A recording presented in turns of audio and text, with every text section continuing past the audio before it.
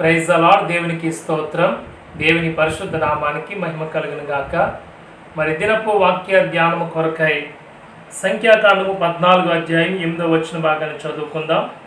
యెహోవా మన యందు ఆనందించిన యెడల ఆ దేశములో మనల్ని చేర్చి దానిని మనకిచ్చును. చదవబడినటువంటి వాక్య భాగమును ప్రభు మన వినికిడిలో దీవించి ఈ వాక్యం ద్వారా ప్రభువే మనతో మాట్లాడును గాక. ఆమేన్. చిన్న ప్రార్థన. మహాపరిశుద్ధుల కృప కలిగిన మా పరమ తండ్రి, ఇదిగో ప్రభా, నీ వాక్యమును ఇప్పుడు ధ్యానిస్తూ ఉండగా ఈ సన్నిధిని మీరు మాతో ఉంచండి. మాట్లాడుచున్నది ఎవరైనప్పటికీనైనా దయచేసి స్తోత్రాలు తండ్రి, మాట్లాడేది నీవు గనక నీ ఆత్మీయ స్వరాన్ని మాకందరికీ వినిపింపచేయండి. నేను నీ వాక్యంలో ఉన్న శక్తిని, నీ వాక్యం ఉన్నటువంటి ధైర్యమును, నీ వాక్యం ఉన్నటువంటి ఆశీర్వాదమును మేమందరం కూడా పొందుకున్నట్లుగా సహాయం దయచేయండి. అనే సమయంలో ఈ వాక్య పరిచర్య అంతటిని కూడా దీవెనకరంగా జరిగించి మహిమ మీరు పొందమని, ప్రతి ఒక్కరికి నేను వినగలిగిన చెవిని గ్రహింపగలిగిన జ్ఞానమును దయచేసి మీరు మహిమ పొందమని యేసు నామమున ప్రార్థించి మనం కలిగి వేడుకొనుచున్నాము మా పరమ తండ్రి. ఆమేన్. ప్రియమైన దేవుని బిడ్డలారా, మరి దినాన మన యొక్క వాక్య ధ్యానమును మనం ప్రారంభించుకుందాము. మనం చదువుకున్నటువంటి వాక్యంలో మోషే ఇశ్రాయేల్ ప్రజలను ఐగుప్తు దేశంలోంచి విడిపించి కానాను వైపుగా నడిపిస్తున్న సమయంలో మరి యొక్క కానాను దేశంలోనికి వారు ప్రవేశించడానికి ముందు వేగులు వారిని పంపించి మరి వారు తీసుకొచ్చినటువంటి సమాచారమును మరి ఇక్కడ తెలియచేస్తున్నారు. అందులో మరి నూను కుమారుడైనటువంటి యెహోషువను కాలేబు వారిద్దరూ కూడా మరి చెప్తున్నటువంటి సమాధానం ఏంటంటే, యెహోవా మన యందు ఆనందించిన యెడల ఆ దేశంలో మనల్ని చేర్చి దానిని మనకిచ్చునని వాక్యంలో చూస్తున్నాం. ప్రియమైన దేవుని బిడ్డలారా, దేవుడు వారిని మరి ఆ ఐగుప్తు అనే పాపలోకంలో నుండి, బానిసత్వంలో నుండి వారిని కనాను అనే పాలు తేళ్లు ప్రవహించి దేశంలోనికి వారిని నడిపించడానికి దేవుడు ఇష్టపడి ఉన్నాడు. కనుకనే మరి వారిని దేవుడు ఆ దేశంలో ప్రవేశింపచేసి ఆ దేశాన్ని వారికి ఇవ్వటం కొరకు దేవుడు వారి యందు ఆనందించాలి అన్నటువంటి విషయాన్ని ఇక్కడ తెలియపరచబడింది. మరి ఈ రోజున మరి మనము కూడా ఈ లోకంలో యాత్రికులమును పరదేశులమై ఉన్నాం. మనకు కూడా దేవుడు పరలోకంలో పరమ కానానును, పరమ యెరూషలేమును మన కొరకు సిద్ధపరిచి ఉన్నాడు. కనుక ఈ లోక యాత్రను మనం ముగించుకొని మన పరలోకములో దేవుడు మన కొరకు సిద్ధపరిచినటువంటి యొక్క స్థలానికి మనం వెళ్ళాలి అంటే మన యందు కూడా దేవుడు ఆనందించాలి. ఎందుకంటే ఈ లోకంలో మనము యాత్రికులమును పరదేశులమై ఉన్నాం. అంటే ఈ లోకము మనకు శాశ్వతమైనది కాదు. మరి ఈ లోకంలో మనం ఎంతకాలం జీవించినా ఏదో ఒక దినాన ఈ లోకాన్ని మనం విడిచిపెట్టవలసిన వారంగా ఉంటున్నాం. కానీ శాశ్వతమైనటువంటి మిక్కిలి మంచి దేశమైనటువంటి ఆ పరలోక రాజ్యంలో మనం ప్రవేశించాలి అంటే మరి దేవుడు ఇశ్రాయేలు ఎడల ఆనందించినప్పుడు వారిని ఎలాగైతే కనాను దేశంలోనికి ప్రవేశింపచేసి వారికి ఆ దేశాన్ని ఇవ్వడానికి ఎలాగైతే ఇష్టపడ్డాడో, ఈ రోజున మన యందు కూడా దేవుడు ఆనందించినప్పుడు ఆ పరలోక రాజ్యంలోనికి మనను దేవుడు తీసుకుని వెళ్ళడానికి ఇష్టపడుతున్నాడు. కనుక మరి సమయంలో మరి దేవుడు ఎప్పుడు మన యందు ఆనందిస్తాడన్న విషయం గురించి ఈ రోజున మనము దేవుని వాక్యం నుండి కొన్ని ప్రాముఖ్యమైన సంగతులు నేను మీకు తెలియచేయడానికి ఇష్టపడుతున్నాను. మొట్టమొదటిగా మరి దేవుని వాక్యాన్ని చదువుకుందాం. మత్తయి సువార్త 3వ అధ్యాయము 17వ వచన భాగాన్ని నేను చదువుతున్నాను. దయచేసి అందరూ కూడా మరి బైబిల్ తెరిచి ఈ వాక్యాన్ని చూడాలని కోరుతున్నాను. చూడండి, ఇదిగో ఈయనే నా ప్రియ కుమారుడు, ఈయన యందు నేను ఆనందించుచున్నానని ఒక శబ్దము ఆకాశం నుండి వచ్చెను. చూడండి, ఇక్కడ ప్రభువైన యేసుక్రీస్తు వారి భూమి మీదకు వచ్చి ఆయన 33.5 సంవత్సరాలు జీవించి మనందరి పాపముల కొరకు ప్రాణం పెట్టి మన కొరకు ఆయన రక్షణను సిద్ధపరిచినటువంటి దేవాది దేవుడు. కనుక ఆయన 30 సంవత్సరాలు మరి లోకంలో జీవించి ఆయన తన 3.5 సంవత్సరాల పరిచర్య ప్రారంభించడానికి ముందు మరి ఆయన బాప్తిస్మం తీసుకున్నట్లుగా మనం గమనిస్తున్నాం. బాప్తిస్మం ఇచ్చి యోహాను ఆయన బాప్తిస్మం ఇచ్చిన సమయంలో ప్రభువైన యేసుక్రీస్తు వారు కూడా మరి ఆ స్థలానికి వచ్చి బాప్తిస్మం తీసుకుని ఉన్నారు. కనుక ఆ సమయంలో పరలోకములో నుండి ఒక శబ్దము వినబడుచున్నది. ఆ శబ్దము ఏమని చెప్తుందంటే, ఇదిగో ఈయన నా ప్రియ కుమారుడు, ఈయన యందు నేను ఆనందిస్తూ ఉన్నానని. అంటే ఇక్కడ ప్రభువైన యేసుక్రీస్తు వారి భూమి మీదకు వచ్చి తండ్రి అయిన దేవుని చిత్తాన్ని ఆయన నెరవేర్చి ఉన్నారు. అంటే దేవుడు మన యందు ఆనందించాలి అంటే మొట్టమొదటిగా మనం చేయవలసిన పని ఏమిటంటే దేవుని చిత్తమును చేయాలి. దేవునికి స్తోత్రం. ఈ రోజున మనందరము కూడా ప్రభువు చిత్తము చేసి ఆ చిత్తము చొప్పున జీవించటం ద్వారా ప్రభు మన యందు ఆనందించువాడై ఉన్నాడు. చూడండి, యేసుక్రీస్తు వారు తండ్రి చిత్తమును చేస్తున్నప్పుడు పరలోకము నుండి వస్తున్న శబ్దం ఏమిటంటే, ఈయన యందు నేను ఆనందిస్తూ ఉన్నానని. కనుక నీవు నేను మనందరము కూడా దేవుని చిత్తము జరిగిస్తున్నప్పుడు దేవుడు కూడా మన యందు ఆనందిస్తాడు. అప్పుడు ప్రభు మన కొరకు సిద్ధపరిచినటువంటి పరలోక రాజ్యంలోనికి ప్రవేశించడానికి మనము హక్కుదారులంగా ఉండగలుగుతాం. చూడండి, మరి బైబిల్లో మరి దేవుని చిత్తముల గురించి అనేకమైన సంగతులు రాయబడ్డాయి. జారత్వమునకు దూరముగా ఉండుటయే దేవుని చిత్తమని 1 తెస్సలోనికి రాసిన పత్రిక 4:3 చూస్తున్నాం. ప్రతి విషయమందును కృతజ్ఞతాస్తుతులు చెల్లించటం అనేది దేవుని చిత్తమని తెస్సలోనికి రాసిన 1 పత్రిక 5:16 మనం చూస్తున్నాం. కనుక ఈ లోకములో ఏ ఒక్క మానవుడు నశింపక నిత్య జీవం పొందాలనేది దేవుని చిత్తము. కనుక ఈ లోకములో మనం జీవిస్తున్నప్పుడు దేవుని చిత్తం ఏంటో మనకు తెలియటం కొరకై దేవుడు బైబిల్ గ్రంథం అందు అనేకమైన సంగతులు మనకు జ్ఞాపకం చేస్తున్నారు. కనుక ఈ భూమి మీద జీవిస్తున్న మనము దేవుని చిత్తం ఏదో పరీక్షించి మనం తెలుసుకోవాలి. రోమీయులకు రాసిన పత్రిక 12:2 ప్రకారము దేవుని చిత్తం ఏదో మనం పరీక్షించి తెలుసుకోవలసిన వారంగా ఉంటున్నాం. అంత మాత్రమే కాదు, బైబిల్లో మనం చూస్తున్నాం ప్రభువైన యేసుక్రీస్తు వారు తన శిష్యులకు నేర్పిన పరలోక ప్రార్థనలో కూడా మరి ఆయన చెప్తున్నారు, చివరిగా పరలోకమందు మరి తండ్రి చిత్తము నెరవేర్చబడినట్లుగా ఈ భూమి మీద కూడా ఆయన చిత్తము నెరవేర్చబడవలసి ఉంది. అంటే పరలోకములో దేవుని చిత్తము ఎల్లప్పుడూ కూడా నెరవేరుతుంది. అదేవిధంగా భూమి మీద కూడా దేవుని చిత్తము సంపూర్ణంగా నెరవేర్చబడవలసి ఉంది. ప్రియమైన దేవుని బిడ్డలారా, మరి ఈ లోకములో మనం జీవిస్తున్నప్పుడు దేవుని చిత్తం ఏదో మనం ఖచ్చితంగా తెలుసుకోవాలి. ఆయన చిత్తాన్ని మనం తెలుసుకున్నప్పుడు, ఆయన చిత్తం ఏమిటో మనం గ్రహించినప్పుడు దాని ప్రకారం మనం చేస్తే దాని యందు దేవుడు బహుగా ఆనందించువాడై ఉన్నాడు. ఎందుకంటే దేవుడు ఇంతవరకు కూడా అనేకమైన మేలులు ఉపకారాలు మన పట్ల, మన కుటుంబం పట్ల జరిగించాడు. కనుక దేవుని యందు మనము ఆయన చేస్తున్న మేలుల యందు మనం ఎంతగానో ఆనందిస్తున్నాం. మరి ఈ రోజున మరి నువ్వు ఎప్పుడైనా మరి దేవుడు నా యందు ఆనందించడానికి నేను ప్రభు పట్ల మరి ఎలాగ నడుచుకోవాలి, నేనేం చేయాలని ఎప్పుడైనా ఆలోచన చేసావా? ప్రియమైన దేవుని బిడ్డలారా, మరి బైబిల్లో మరి మనం చదువుతున్నప్పుడు దేవుని చిత్తం ఏదో దేవుడు బహు స్పష్టంగా మనకు తెలియచేస్తున్నాడు. ఆ యొక్క మరి చిత్తము ఎరిగి మనము జీవించవలసిన వారంగా ఉన్నామని దేవుని యొక్క వాక్యం సెలవిస్తుంది. లూకాసు వార్త 12:47 చదువుతున్నాను, చూడండి. తన యజమానుని చిత్తమెరిగి యుండియు సిద్ధపడక అతని చిత్తము చొప్పున జరిగింపక ఉండు దాసునికి అనేకమైన దెబ్బలు తగులును. దేవునికి స్తోత్రం. చూడండి, తన యజమానుని చిత్తం ఏంటో మరి తెలిసినప్పటికీ కూడా ఎరిగి ఉండి కూడా మరి అలాగూ మరి సిద్ధపడకుండా ఆ చిత్త ప్రకారం చేయకుండా ఉంటే ఆ దాసునికి చాలా మరి దెబ్బలు తగులుతాయని దేవుని వాక్యం తెలియచేస్తుంది. ప్రియమైన దేవుని బిడ్డలారా, మరి బైబిల్లో కొంతమంది భక్తులు ఉన్నారు, మరి వారు దేవుని చిత్తం ఏంటో వారు ఎరిగిండు కూడా మరి దాని ప్రకారం జీవించకపోవడం చేత అనేకమైన దెబ్బలు తిన్నారు. చూడండి, మన బైబిల్లో రూతు గ్రంథంలో మనం పరిశీలన చేసినట్లయితే అక్కడ నయోమి కుటుంబం మనం గమనిస్తున్నాం. మరి ఎలీమెలెకు నయోమి తనకిద్దరు కుమారులు మహ్లోను కిల్యోను మరి వారిని చూస్తున్నప్పుడు వారికి ఆ యూదా దేశంలో వారికి వచ్చినటువంటి ఆ కరువును బట్టి వారు మోయాబు దేశానికి ప్రయాణమై వెళ్ళిపోయారు. మరి వారు మోయాబు దేశంలో కొంతకాలం ఉన్నప్పుడు తన భర్త మరణించాడు.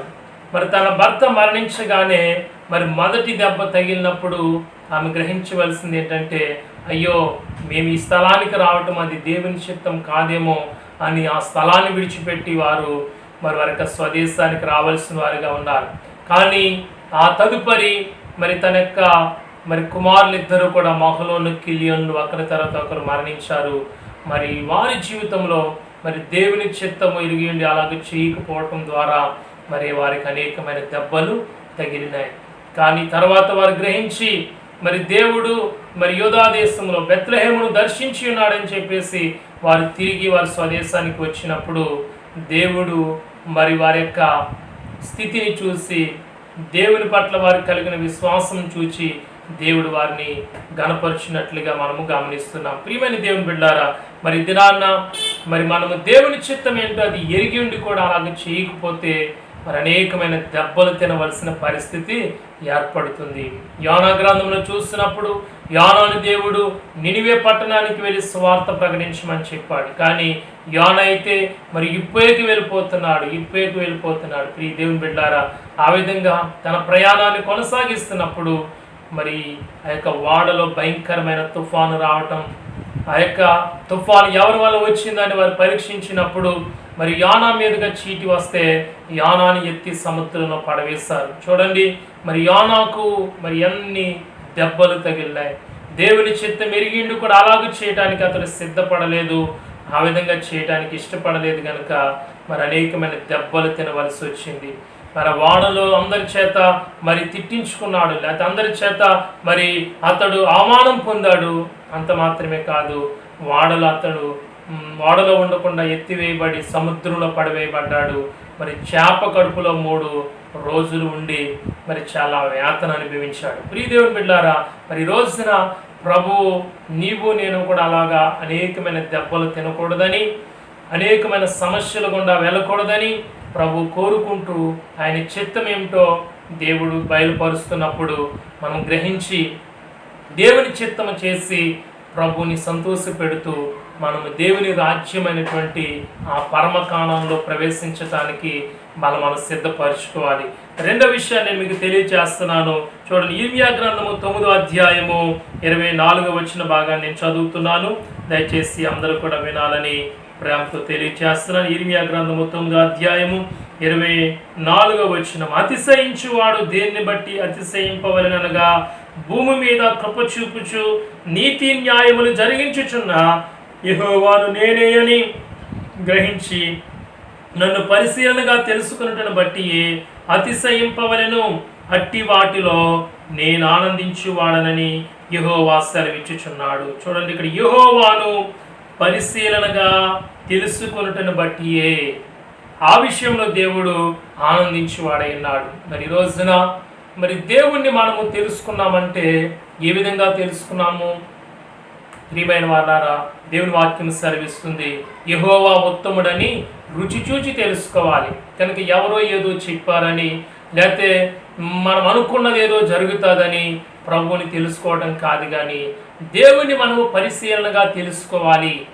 చూడండి, ఉప్పును మనం పరిశీలనగా తెలుసుకున్నప్పుడు అది ఉప్పుగా ఉంటుందని ఎప్పుడైతే మనం గ్రహిస్తామో, ఎవరైనా వచ్చి ఉప్పు చప్పగా ఉంటుందంటే మనము నమ్మము. అదేవిధంగా పంచదార తీపిగా ఉంటుందని మనం పరిశీలనగా తెలుసుకున్నప్పుడు పంచదార చేదుగా ఉంటుందంటే మనం నమ్మము.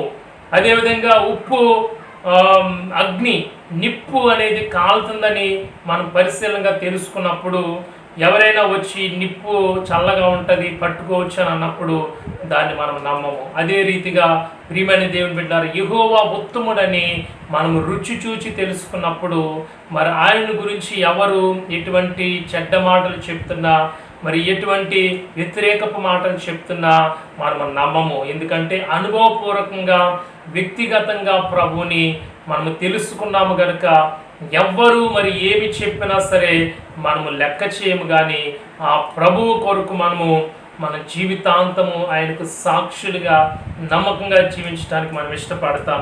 చూడండి, బైబిల్లో ఇర్మియా గ్రంథము 6వ అధ్యాయం 16వ వచన భాగం మనం చూస్తున్నట్లయితే అక్కడ దేవుని వాక్యంలో ఈ విధంగా రాయబడింది, మార్గములలో నిలిచి చూడుడి, పురాతన మార్గములను గూర్చి విచారించుడి, మేలు కలుగు మార్గమేది అని అడిగి అందులో నడుచుకొనుడి, అప్పుడు మీకు నెమ్మది కలుగును. చూడండి, మార్గాల్లో నిలిచి చూడాలి, పురాతన మార్గములను గూర్చి కూడా మనము విచారించాలి. అంటే దేవుని తెలుసుకోవడం అంటే చాలామంది మరి క్రైస్తవంలోకి వచ్చేస్తున్నారని, బలవంతపు మత మార్పులు చేస్తున్నారని అనుకుంటూ ఉంటారు. ప్రియమైన దేవుని బిడ్డారా, మరి దేవుని నమ్ముకోవటం అంటే మరి ఈ లోకంలో మరి యేసు ప్రభువారు మరి ఉన్నప్పుడు ఆయన చెప్తున్న మాట ఏంటంటే, నేనే మార్గమును సత్యమును జీవమును, నా ద్వారా తప్ప ఎవడును తండ్రి వద్దకు రాడని. కనుక మనము మన దేవుడిని గురించి పరిశీలనగా తెలుసుకోవాలి. ఆయనే సజీవుడైన దేవుడు, ఆయనే లోకరక్షకుడు, ఆయనే మరణాన్ని జయించిన వాడు, ఆయనే సజీవుడైన దేవుడని ఎప్పుడైతే మనము పరిశీలనగా మనం తెలుసుకుంటామో ప్రియమైన వాళ్ళారా, అప్పుడు ఆ దేవుణ్ణి మనము విడిచిపెట్టలేము. ఆ దేవుణ్ణి ఎంత మాత్రం కూడా మనం వదులుకోలేం.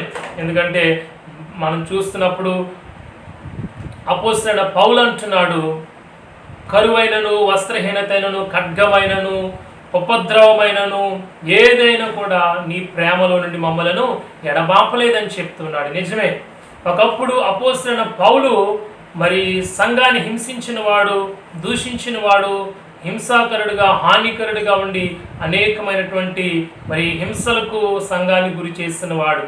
మరి అతడు యేసు ప్రభుని ఎప్పుడైతే అనుభవపూర్వకంగా విచారించి మరి తెలుసుకున్నాడో వెంటనే మరి అతడు యేసు ప్రభుని దేవునిగా, రక్షకునిగా అంగీకరించాడు.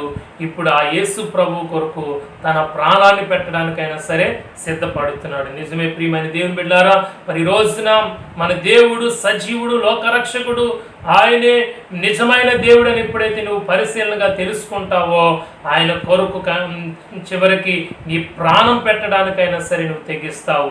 కనుక ఆయన నిజమైన దేవుడని నువ్వు పరిశీలనగా తెలుసుకున్నప్పుడు దేవుడు నీ యందు ఆనందించేవాడై ఉన్నాడు. ఆ విధంగా మరి ఎప్పుడైతే దేవుడు మన యందు ఆనందిస్తాడో అప్పుడు మనము పరలోక రాజ్యంలోనికి, దేవుని యొక్క మరి నిత్య రాజ్యంలోనికి మనము ప్రవేశించటానికి మనకి హక్కుదారులుగా మనము ఉండగలుగుతాం.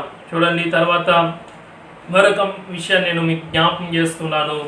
సమూయేలు మొదటి గ్రంథము 15వ అధ్యాయము 22వ వచన భాగాన్ని చదువుకుందాం. సమూయేలు మొదటి గ్రంథము 15వ అధ్యాయము 22వ వచన భాగాన్ని చదువుతున్నాను. చూడండి, అందుకు సమూయేలు తాను సెలవిచ్చిన ఆజ్ఞను ఒకడు గైకొనుట వలన యెహోవా సంతోషించినట్లు ఒకడు దహన బలులను అర్పించుట వలన ఆయన సంతోషించిన.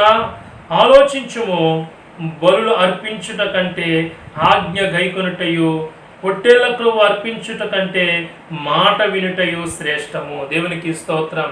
చూడండి, మూడవదిగా మరి దేవుడు ఎప్పుడు మన యందు ఆనందిస్తాడంటే ఆయన ఆజ్ఞలను గైకొనినప్పుడు.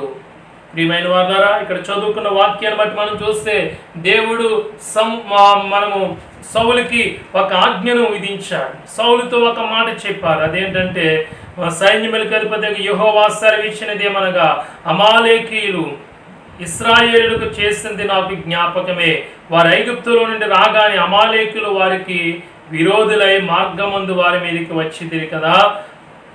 కాబట్టి నీవు పోయి కనికరింపక అమాలేకీయులను హతము చేయొచ్చు, పురుషులనేమి, స్త్రీలనేమి, ఒంటెలనేమి, గార్ధబొమ్మలనేమి అన్నిటినీ హతము చేసి వారికి కలిగినదంతా బొత్తిగా పాడు చేసి అమాలేకీయులను నిర్మూలన చేయమని ప్రభు సెలవిచ్చినారు. ప్రియమైన వారులారా, ఇక్కడ మనం గమనిస్తున్నప్పుడు దేవుడు సౌలుకి ఒక ఆజ్ఞ విధించినప్పుడు ఆ ఆజ్ఞను అతడు మరి శరసా వహించక అతడు చేసిన పని ఏంటంటే, సౌలును జనులను కూడి అగగును, గొర్రెల్లోను ఎడ్లలోను, క్రొవ్విన గొర్రె పిల్లలను మొదలైన వాటిలోను మంచి వాటిని నిర్మూలన చేయక కడగా నుంచి పనికిరాని నీచ పశువులన్నిటినీ నిర్మూలన చేసిరి. ఇక్కడ దేవుడిచ్చినటువంటి ఆజ్ఞ ఒకటి, ఇక్కడ సౌలు నెరవేరుస్తున్నటువంటి ఆజ్ఞ మరొకటి. మరి అక్కడ అమాలేకీయులు అందరినీ కూడా, పశువుల్ని, గార్ధబొమ్మలనేమి, ఇంకా జంతువులన్నిటినీ కూడా ఏది కూడా మిగల్చకుండా దేవుడు మరి నశింప చేయాలి, నిర్మూలన చేయాలని చెప్తే, మరి ఇక్కడ సౌలు చేసిన పని ఏంటంటే, మరి బలిసిన వాటిని, క్రొవ్విన వాటిని మంచి వాటిని నిర్మూలన చేయకుండా, మరి ఇంకా మనం చూస్తున్నాము నీచమైన పశువులన్నిటిని నిర్మూలన చేసినట్లుగా రాజైన అగగును కూడా ప్రాణములతో మరి పట్టుకున్నట్లుగా మనం చూస్తున్నాం. కనుక ఈ విధంగా సౌలు మరి దేవుడు చెప్పిన పని చేశాడు, కానీ అది అసంపూర్ణంగా నెరవేర్చాడు. అసంపూర్ణమైన మరి విధేయత అనేది అది అవిధేయత కిందకు వస్తుంది. కనుక ఇక్కడ దేవుడు అంటున్నాడు, పొట్టేళ్ల క్రొవ్వును అర్పించుట కంటే మాట వినుట శ్రేష్టము. కనుక ఒకడు ఆజ్ఞను గైకొనుట వలన యెహోవా సంతోషించినట్లు అని ఇక్కడ వాక్యం రాయబడింది. చూడండి, దేవుడు తాను సెలవిచ్చిన ఆజ్ఞను మనము గైకొనాలని దేవుడు కోరుకుంటున్నాడు. ఎందుకంటే ఆయన ఇచ్చిన ఆజ్ఞను గైకొన్నప్పుడే దేవుడు మన యందు సంతోషించి వాడై ఉన్నాడు. మరి రోజున ప్రభు నీ యందు సంతోషించాలి అంటే నీకున్నటువంటి వెండి బంగారాలు ధనధాన్యాలు, నీకున్నటువంటి ఆస్తి ఐశ్వర్యాలు దేవునికి ఇచ్చి మరి దేవుని గణపరచుట ద్వారా దేవుడు సంతోషిస్తాడు అని మనం అనుకుంటూ ఉంటాం. మరి దానికంటే ప్రాముఖ్యంగా మనం చేయవలసింది ఏంటంటే నీవు దేవుని యొక్క ఆజ్ఞను గైకొనాలి. దేవుని ఆజ్ఞను గైకొన్నప్పుడే దేవుడు మన యందు ఆనందించువాడై ఉన్నాడు. చూడండి, యోహాను రాసిన మొదటి పత్రిక 5:3 చదివితే ఆయన ఆజ్ఞలు భారమైనవి కాదు. చాలా మంది అనుకుంటారు దేవుని వాక్యాన్ని, దేవుని యొక్క మాటను, ఆయన ఆజ్ఞలను నెరవేర్చాలంటే అవి చాలా కష్టంతో, చాలా మరి ఇబ్బందికరంగా ఉంటుంది, లేకపోతే అది చాలా భారంగా ఉంటుందని అనుకుంటారు. కానీ దేవుని వాక్యం చెప్తుంది మరి ఆయన ఆజ్ఞలను మనము గైకొనుట అనేది అదంతా భారమైనది కాదు. ఆయన ఆజ్ఞలు భారమైనవి కావని దేవుని వాక్యం సెలవిస్తుంది.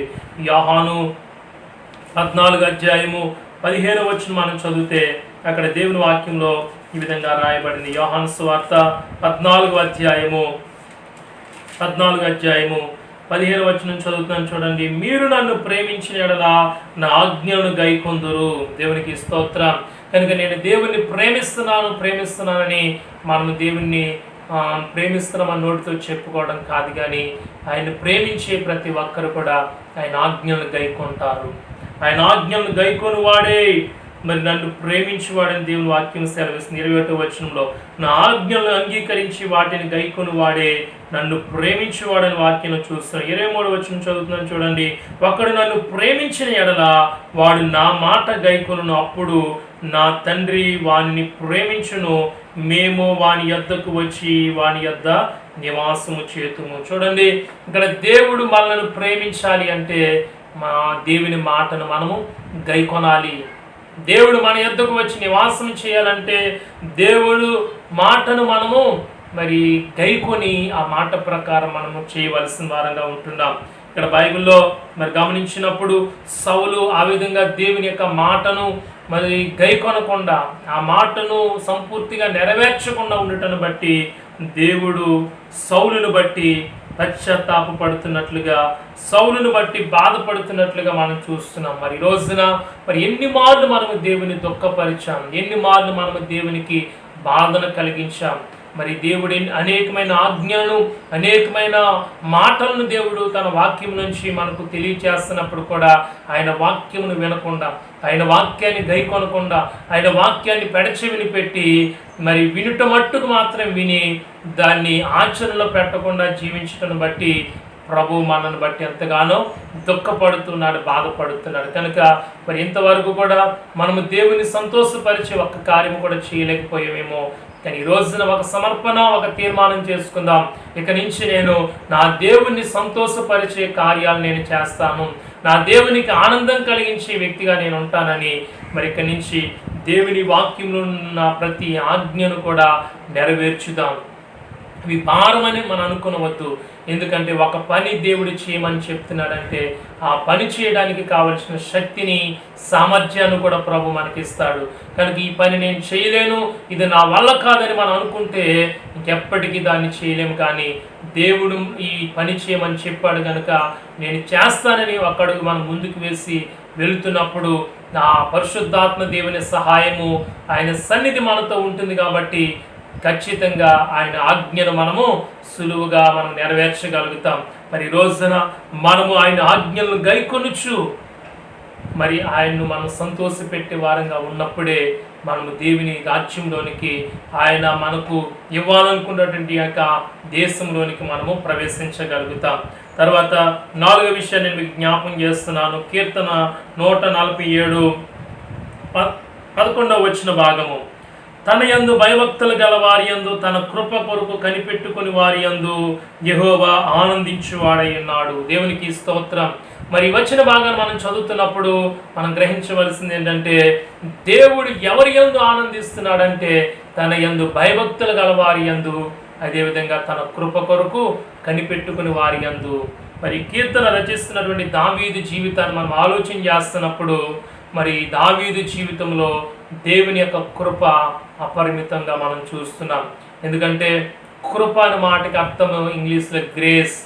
ఉదాహరణకి ఎవరైనా 10వ తరగతిలో 1-2 మార్కులతో వారు ఫెయిల్ అయిపోతున్నప్పుడు, మరి ప్రభుత్వం వారికి ఒక అవకాశాన్ని కలగజేస్తారు. 1-2 మార్కులు కలుపుతారు, వాటిని గ్రేస్ మార్కులు అంటారు.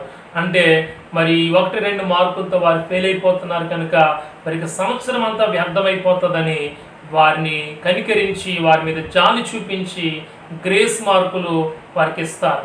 కనుక ఆ విధంగా పొందుకున్న మార్కుల ద్వారా వారు ఏమవుతారంటే ఆ యొక్క తరగతిని ఉత్తీర్ణత సాధించి మరొక పై తరగతిలోనికి వెళ్ళడానికి అవకాశం దొరుకుతుంది. అదే రీతిగా మన దేవుడు కూడా మరి కృపా సమృద్ధి కలిగిన వాడు. మనము బలహీనులమని, మనము అయోగ్యులమని ప్రభు గుర్తించి కొన్ని మార్లు మనము ఆ యొక్క విజయము అంచుల దాకా వెళ్ళి ఆ విజయాన్ని పొందుకోలేని వారంగా మనం ఉంటున్నప్పుడు, దేవుడే తన కృప ద్వారా మరి కొన్ని గ్రేస్ మార్కులు మనకు కలిపి తన సహాయాన్ని మనకు అనుగ్రహింపచేసి మనల్ని విజయము పొందినట్లుగా చేస్తున్నారు. కనుక ఆ విజయము పొందినది మనము కాదు, కానీ దేవుడు అనుగ్రహించిన కృప ద్వారా మనము ఆ విజయాన్ని పొందుకున్నామని గుర్తించాలి. ప్రియమైన దేవుని బిడ్డలారా, మరి దావీదు విషయంలో కూడా మరి దావీదు కేవలము గొర్రెలు కాసుకునే గొర్రెలు కాపరి. మరి తాను యుద్ధమునకు వెళ్ళడానికి కానీ యుద్ధ నైపుణ్యం కానీ తెలియనటువంటి వ్యక్తి. అలాంటి వ్యక్తి మరి గొల్యాతును సునాయాసంగా ఓడించగలిగాడు. ఎందుకంటే దేవుని యొక్క కృప కొరకు అతడు కనిపెట్టుకుని ఉన్నాడు. అంత మాత్రమే కాదు ప్రియమైన వాళ్ళారా, ఆ యొక్క దావీదు గొర్రెలు కాసుకున్నటువంటి వ్యక్తిగా ఉంటున్నప్పుడు మరి సమూయేలు ఇశ్రాయేలుకు రాజుగా ఉండడానికి అభిషేకించడానికి యెషయా ఇంటికి వచ్చినప్పుడు తన యొక్క పెద్ద కుమారుడు మొదలుకొని అందరిని కూడా పరిచయం చేసి మరి అందరిని కూడా మరి చూపించినప్పుడు ఆ యొక్క సమూయేలు కూడా అనుకున్నాడు మరి ఇతడేనేమో దేవుని చేత అభిషేకించబడిన వ్యక్తి అని.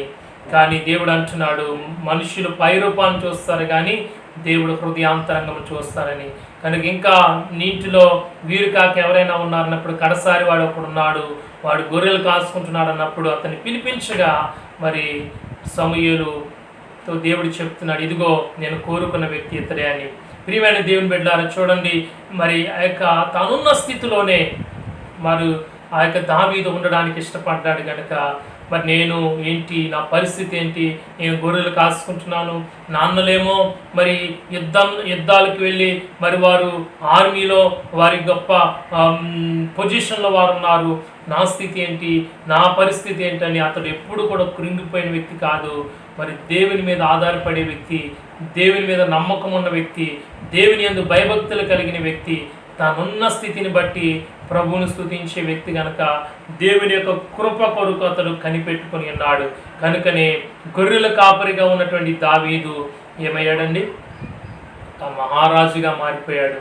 అది మనం ఊహించటానికి చాలా ఆశ్చర్యకరమైన విషయం.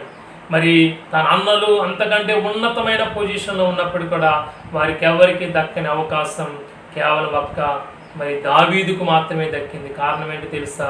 ఈ దావీదు దేవుని కృప కొరకు కనిపెట్టుకున్నాడు. మరి ఈ రోజున నీవు నేను మనందరము కూడా దేవుని కృప కొరకు కనిపెట్టుకోవాలి.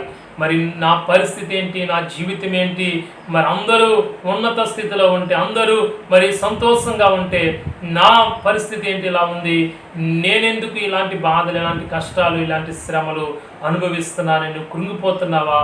అయితే ఒక శుభవార్త, ఈ యొక్క దావీదు వలె నీవు కూడా మరి దేవుని కృప కొరకు కనిపెట్టుకున్నట్లయితే ఒక ఒకానొక సమయం రాబోతుంది, దేవుడు నిన్ను కూడా దావీదు వలె హెచ్చించబోతున్నాడు. దేవునికి స్తోత్రం.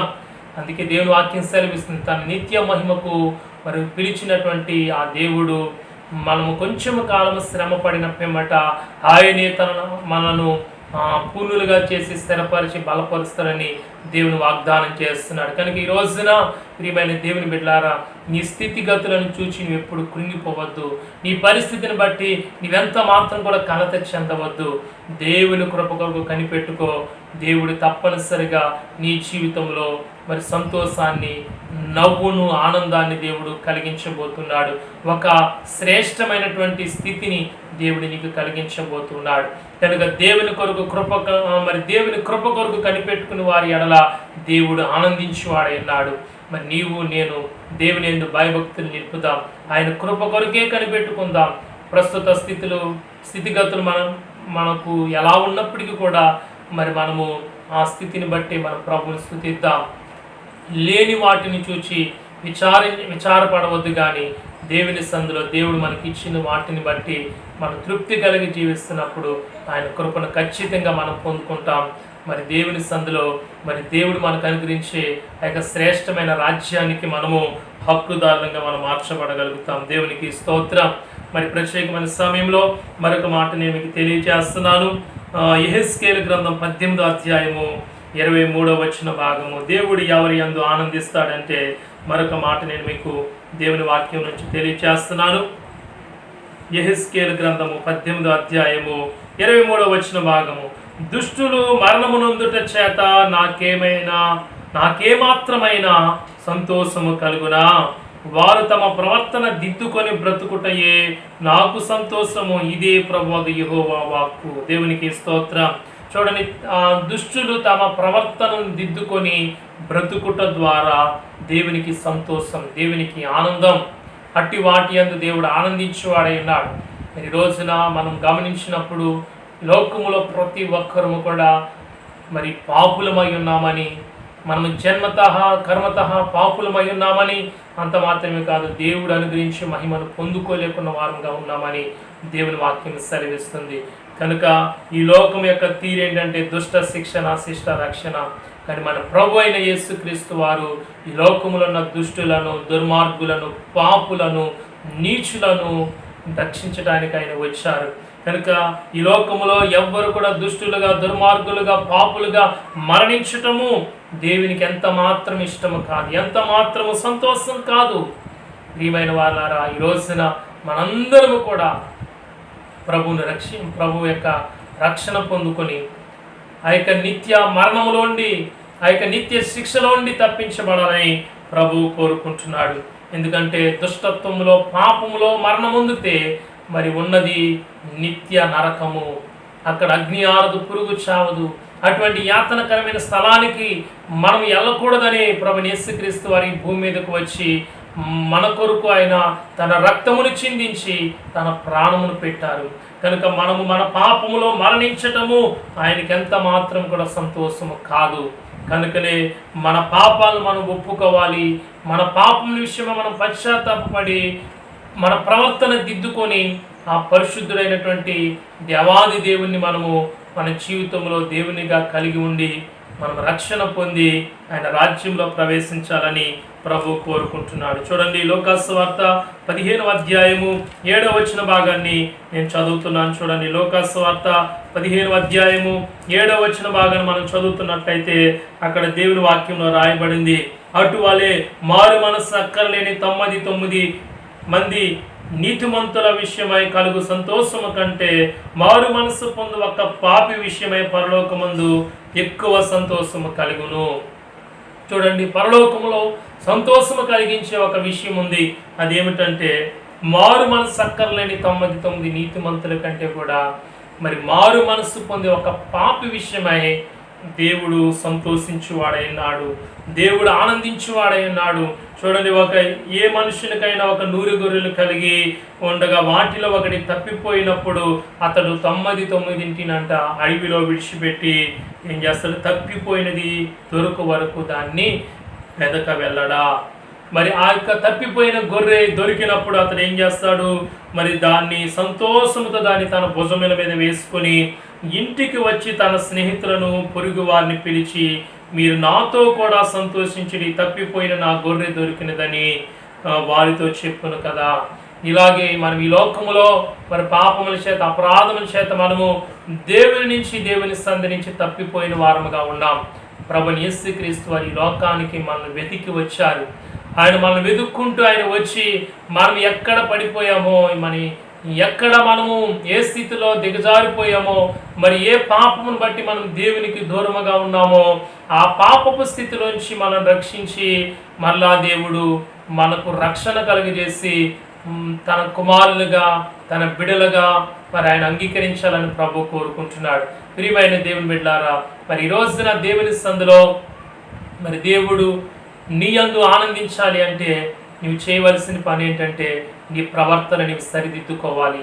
నీ పాపాన్ని నువ్వు ఒప్పుకొని నువ్వు రక్షణ పొందాలని ప్రభు కోరుకుంటున్నాడు. చూడండి, నమ్మి బాప్తిస్మం పొందిన వాడు రక్షణ పొందును, మరి నమ్మని వానికి శిక్ష విధింపబడినని. కనుక ఈ లోకంలో మరి దేవుడు నువ్వు రక్షణ పొందడానికి నీ ప్రవర్తన సరిదిద్దుకొని జీవించడానికి దేవుడు నీకు ఎన్నో అవకాశాలు ఇచ్చాడు. అయినప్పటికీ కూడా ఆయన రక్షణ నువ్వు ఇంకా వాయిదాలు వేస్తున్నావు. ఆయన మరి ఇచ్చినటువంటి ఆ యొక్క మరి శ్రేష్టమైన పిలుపుని నీవు కాలదన్నుతూ మనం ఇష్టానుసారంగా జీవిస్తున్నప్పుడు ప్రియమైన దేవుని బిడ్డలారా, నిన్ను బట్టి దేవుడు ఆనందించడం సరికదా, మనల్ని బట్టి దుఃఖపడువాడైనాడు. మనల్ని బట్టి ఆయన మరి ఎంతో మరి పశ్చాత్తాపం చెందువాడైనాడు. తనకి ఇకనైనా మరి వాక్యం వినిచున్నటువంటి నీవు ప్రభు సన్నిధిలో మరి దేవుడు నా యందు ఆనందించుట కొరకై నా ప్రవర్తన నేను సరిదిద్దుకుంటాను. ఎందుకంటే దేవుడు మరి ఒక్క పాపి విషయమై రక్షణ పొందే ఒక్క పాపి విషయమై ఆయన పరలోకములో ఎంతో సంతోషిస్తున్నాడు. కనుక ఆయన సంతోషింపచేసి ఈ కార్యాన్ని నేను చేస్తానని నువ్వు సమర్పణ చేసుకోవాలని ప్రభు పేరిట నీకు తెలియజేస్తున్నాను. కనుక ఇంతవరకు కూడా అనేకమైన సంగతులు దేవుని యొక్క వాక్యములను మనం విని ఉన్నాం. మరి దేవుడు మన యందు ఆనందించినట్లా ఆ దేశాన్ని మనకిస్తాడు. ఆ పరలోక రాజ్యంలో నీవు నేను ప్రవేశించగలుగుతాం. కనుక ఈ లోక యాత్రను మనము మరి కేవలము కొద్ది దినముల్లో మనం ముగించుకోగలుగుతాం. ఈ లోక యాత్రను మనము ఏదో ఒక రోజున మనం ముగించుకోగలుగుతాం. ఎందుకంటే ఈ భూమి మీద జీవించే జీవిత కాలము బహు తాత్కాలికమైనది. కనుక దేవుని సన్నిధిలో ఆయన రాజ్యంలో జీవించే జీవితమే అది శ్రేష్టమైనది, అది మనకు ఎంతో ప్రాముఖ్యమైనది, అది మనకెంతో సంతోషకరమైనటువంటి దేశము. కనుక ఆ దేశంలో ప్రవేశించాలని ప్రభు కోరుకుంటున్నాడు. ఎందుకంటే మనం ఏ దేశంలో ఉంటామో ఆ దేశం యొక్క సిటిజన్షిప్ పౌరసత్వం మాత్రమే ఉంటుంది. ఇప్పుడు ఉదాహరణకి మన భారతదేశంలో ఉంటున్నాం కనుక మరి ఈ దేశం యొక్క పౌరసత్వము, ఈ దేశంలో ఉన్నందుకు మరి ఈ దేశంలో పుట్టి పెరిగినందుకు ఈ దేశం యొక్క పౌరసత్వం మాత్రమే మనకు దొరుకుతుంది. కానీ ఈ దేశంలో ఉంటూ మనము అమెరికా పౌరసత్వం కానీ, ఇంగ్లాండ్ పౌరసత్వం కానీ, ఆస్ట్రేలియా లేకపోతే దుబాయ్, కువైట్, సింగపూర్, మలేషియా ఇలాంటి దేశాల యొక్క పౌరసత్వాలు మనం సంపాదించుకోలేం. కానీ మనకు ఒక శుభవార్త ఏంటంటే మనము ఈ దేశంలో ఉంటూ కూడా పరలోకపు రాజ్య పౌరులుగా ఉండటం కొరకు పరలోకపు సిటిజన్షిప్ను అయితే హెవెన్లీ సిటిజన్షిప్ను పొందుకోవడానికి దేవుడు మనకు ఒక ఆధిక్యతనిస్తున్నాడు. అదేంటో తెలుసా? మరి ఈ రోజున నీవు ఈ వాక్యం వింటున్న నీవు ప్రభు అయిన యేసుక్రీస్తు వారి సన్నిధిలో మరి మారు మనసు పొంది బాప్తిసం పొంది రక్షణ పొందినప్పుడు మనము పరలోక రాజ్య పౌరులుగా మన యొక్క సిటిజన్షిప్ను మనము మార్చుకుంటాం. కనుక ఈ లోక యాత్రను ముగించగానే మరి దేవుని యొక్క రాజ్య పౌరులుగా ఆయన రాజ్యంలోకి మనం చేర్చబడతాం. అటువంటి కృప పరిశుద్ధాత్మ దేవుడు మనందరికీ ఇవ్వడానికి ఇష్టపడుతున్నాడు. కనుక ఈ దినాన్ని ఆయన వాక్యం ఇచ్చినటువంటి ప్రతి ఒక్కరం కూడా కళ్ళు మూసుకుందాం. ప్రభు సన్నిధిలో నేను ప్రభుని ఆనందింపచేసే కార్యాలు ఏవైతే ఉన్నాయో అవి ఒకసారి మనం జ్ఞాపకం చేసుకుందాం. దేవుని చిత్తమును చేద్దాం. దేవుణ్ణి మనం పరిశీలనగా తెలుసుకుందాం. ఆయన ఆజ్ఞలను మాత్రమే మనం గైకొని వాటి ప్రకారం మనం చేద్దాం. ఆయన కృప కొరకు మనం కనిపెట్టుకుని మన ఎల్లప్పుడూ మన ప్రవర్తన మనం సరిదిద్దుకొని ప్రభు సన్నిధిలో మరి ఆయన అనుగ్రహించి ఆ యొక్క గొప్ప దేశాన్ని మనం సంపాదించుకోవడానికి ఎల్లప్పుడూ కూడా మనం ప్రభుని ఆనందింపచేద్దాం. ఒకవేళ మన ప్రవర్తన ద్వారా, మన క్రియల ద్వారా, మన యొక్క జీవితం ద్వారా ఏ విషయంలో మనము దేవుని దుఃఖపరిచిన వారంగా ఉన్నట్లయితే ఇది నాన్న ప్రభు సందులో మనం ప్రార్థన చేద్దాం, మనం పశ్చాత్తాపడదాం. దేవుని వాక్యాన్ని బట్టి మన జీవితాన్ని సరి చేసుకుని, ప్రభా ఇక నుంచి నేను తీర్మానం చేసుకుంటున్నాను, నీ సన్నిధిలో నిన్ను ఆనందింపచేసే క్రియలు నేను చేస్తూ మరి నీ రాజ్యం కొరకు నేను సిద్ధపడతాను ప్రభు అని మనము దేవుని సందులో ప్రార్థన చేసుకుందాం. యజమాని చిత్తం ఎరిగిండి కూడా అలాగూ చేయనిటువంటి వానికి మరి అనేకమైన దెబ్బలు తగులుతాయి కనుక ఇప్పటికే చాలా దెబ్బలు మనం తిని ఉండవచ్చు కనుక ఇంకా అధికమైన దెబ్బలు తిని మరి దేవునికి దూరము కాకుండా మరి దేవునికి సమీపస్తులుగా మనం వద్దాం అంటున్నాడు కీర్తనకారుడు. శ్రమ కలగక మునుపు నేను త్రావ విడిచి తిరిగి తిని, అయ్యో శ్రమ కలిగింది కనుక ఇదిగో ఇప్పుడు నీ వాక్యాన్ని అనుసరించి నేను జీవిస్తున్నానని చెప్తున్నాడు. కనుక శ్రమ నుండి ఉండుట మనకు మేలు. ఎందుకంటే ఒకవేళ మనం దేవుని చిత్తంలో తప్పిపోతున్నప్పుడు ఈ శ్రమల వలన దేవుడు మనం సరిచేసి మరలా ఆయన తన వైపుకు మనం ఆకర్షించుకుంటున్నాడు. మరి ఆ విషయాన్ని గుర్తెరిగి ప్రభు సందులో ప్రార్థన చేద్దాం. దయచేసి అందరూ కళ్ళు మూసుకున్నట్లయితే చిన్న ప్రార్థన. పరిశుద్ధుడ మహాగణుడ కృపా సత్య సంపూర్ణ నీ నామానికి వందనాలు. నీవు ఎవరి యందు ఆనందిస్తావో ఈ దినాన్ని నీ వాక్యంలో శ్రేష్టమైన సంగతిని మేము విన్నాం ప్రభు. అవును నాయన, ఈ లోకయాత్రను మేము ముగించుకున్న తర్వాత తండ్రి మీరు మాకు అనుగ్రహింపచేసే ఆ శ్రేష్టమైన దేశంలో మేము ప్రవేశించుట కొరకు తండ్రి మీ యందు నాయన మేము ఆనందించాలి, మా యందు నీవు ఆనందించాలని వాక్యం సెలవిస్తుంది ప్రభా. ఒకవేళ మా యొక్క ప్రవర్తన మా క్రియలను బట్టి దేవాలయ మేము తండ్రి నాయన స్తోత్రం మమ్మల్ని బట్టి నీవు ఆనందించలేని పరిస్థితిలో ఉంటే దయతో నాయన మా జీవితాన్ని ఈ సన్నిధిలో చేతులకు అప్పగించుకుంటున్న మమ్మల్ని సరిచేయండి నాయన. ఇక నుంచి నిన్ను ఆనందింపచేసి నీకు సంతోషం కలిగించే ఆ యొక్క ప్రవర్తన క్రియలు మేము చేస్తూ ఈ వాక్యానుసారంగా జీవించడానికి మేము ఇష్టపడుతున్నాం. ఈ వాక్యం ఎవరైతే వింటున్నారో ప్రతి ఒక్కరిని జ్ఞాపకం చేసుకుని ప్రభా, చిన్నలు మొదలుకొని నైనా పెద్దవారి వరకు ప్రతి ఒక్కరిని జ్ఞాపకం చేసుకోండి. నైనా స్తోత్రం ప్రతి ఒక్కరిని మీరు దీవించమని మీరే నీ వాక్యం ద్వారా మమ్మల్ని ఆస్వాదించమని ప్రార్థిస్తున్నాం. మరి ప్రత్యేకమైన సమయంలో ప్రభా స్తోత్రాలు తండ్రి, ఇంకా ఎవరికైతే రక్షణ లేదో ఈ వాక్యం వినిచిన బిడ్డలకు నాయన ఇప్పుడే నీ యొక్క పరిశుద్ధాత్మ కార్యములు జరిగించి నాయన రక్షణ కొరకైనటువంటి ఆ యొక్క మనస్సును వారికి అనుగ్రహింపచేయమని ప్రార్థిస్తున్నాము. చిన్నపిల్లలు జ్ఞాపకం చేసుకుని ఆయన, యవనస్తులు జ్ఞాపకం చేసుకుని ఆయన, వృద్ధులను, నడువయస్కులను, గర్భిణీ స్త్రీలను, బాలింతలను పాలించు తల్లులను ప్రభా బలహీనలను జ్ఞాపకం చేసుకుని బలపరచండి, రోగులను స్వస్థపరచండి ప్రభా. ఈ కరోనా వైరస్ నుంచి మా దేశాన్ని, మా రాష్ట్రాన్ని, మా ప్రాంతాలను, మా గ్రామాన్ని మీరు విడిపించి త్వరలోనే వైరస్ ముందు కనిపెట్టబడిన అందరూ కూడా స్వస్థత పొందడానికి సహాయం చేయండి ప్రభా. మా గ్రామ ప్రజలందరూ జ్ఞాపకం చేస్తున్నాం, మా సంఘ బిడ్డలందరికీ చేతులకు అప్పగిస్తున్నాం. ఏ వైరస్ ఏ బిడ్డను ధరించారనే వద్దు ప్రభా, ఈ శిలువ రక్తంతో కప్పివేయమని ప్రార్థిస్తున్నాం తండ్రి. మరి ప్రత్యేకమైన సమయంలో ఇంతవరకు మరి యొక్క ఆరాధనతో ఆశీర్వాదాలను క్రమముగా దీవెనకరంగా జరిగించినందుకు వందనాలు. మమ్మల్ని మీ చేతులకు నీ కృపగల హస్తాలకు అప్పగించుకుంటూ ఉండగా మహిమ ఘనత ప్రభావం మీరే పొందుకోమని ఉద్యోగాలు, వ్యాపారాలు, చేతి పనులు చేస్తున్న బిడ్డలు జ్ఞాపకం చేసుకుని ప్రభా వారి చేతుల కష్టార్జితాన్ని దీవించండి. విదేశాల్లో మా సంఘ బిడ్డలందరినీ పేరు పేరు వస్తుంది జ్ఞాపకం చేసుకోండి. వారికి నీ సన్నిధి నీ కాపుతల భద్రత దయచేయండి. ఎవరి బిడ్డలకు మంచి ఉద్యోగ అవకాశాలు దయచేయండి. ఎవరి ప్రాయంలో ఉన్న బిడ్డలు వివాహాల కొరకు ఎదురు చూస్తున్న వారందరికీ ప్రభా మంచి సాటైన సహాయాన్ని సిద్ధపరిచి పరిశుద్ధ వివాహాలు జరగడానికి సహాయం చేయండి. ఎవరు ఏ స్థితిలో ఉన్నప్పటికీ మీరే సహాయం చేయండి. కానీ కరోనా వైరస్ బట్టి నేను పనులు లేక ఆర్థిక ఇబ్బందులు పడుతున్న వారు నా దయతో వారు కూడా జ్ఞాపకం చేసుకుని ఆర్థికంగా వారు బలపరచండి నాయన. ఏ విధమైన అప్పులు చేయవలసిన అవసరం లేకుండా మీరే ఆశ్చర్యకరంగా ప్రతి బిడ్డను, ప్రతి కుటుంబాన్ని పోషించమని ప్రార్థిస్తున్నాం. యేసుక్రీస్తు ప్రార్థన మందిని బట్టి, సంఘ విశ్వాసులందరిని బట్టి నేను స్తుతిస్తూ నీ నామమునకు మాత్రమే మహిమాగత ప్రభావం చెల్లిస్తూ యేసు నామమున ప్రార్థించి మనం అడిగి వేడుకుంటున్నాం మా పరమ తండ్రి. ఆమేన్, ఆమేన్. ఇప్పుడు మన పరమ తండ్రి అయిన దేవుని ప్రేమయు, మన ప్రభువును ప్రియరక్షకుడైన యేసుక్రీస్తు వారి కృపయు, ఆదరణకర్త అయిన పరిశుద్ధాత్మ దేవుని దివ్య సన్నిధి, సమాధానము, సహవాసము ఇప్పుడు ఎల్లప్పుడు ఆయన సందులో కూడి ప్రార్థించిన మనందరికీ, ఈ దినపు ఆరాధనలో పాలు పొందిన ప్రతి ఒక్కరికి ప్రభు వచ్చిన అక్కడ పర్యంతము వరకు ఆయన కృప సదాకాలం మనందరికీ తోడేండి, దీవించి, ఆస్వాదించి ఆయన రాకడ కొరకు మనల్ని సిద్ధపరిచి ఆయన మన యందు ఆనందించి ఆ యొక్క మంచి దేశంలో వాళ్ళందరినీ ప్రవేశపెట్టును గాక. ఆమేన్, ఆమేన్, ఆమేన్. యేసు రక్తమే జయం, ప్రవేశ రక్తమే జయం. ప్రవేశ నామమునికి సంపూర్ణ విజయము, అపవాదికులకు అంత నాశనం కలుగును గాక. ఆమేన్. అందరికీ వందనాలండి. Praise the lord.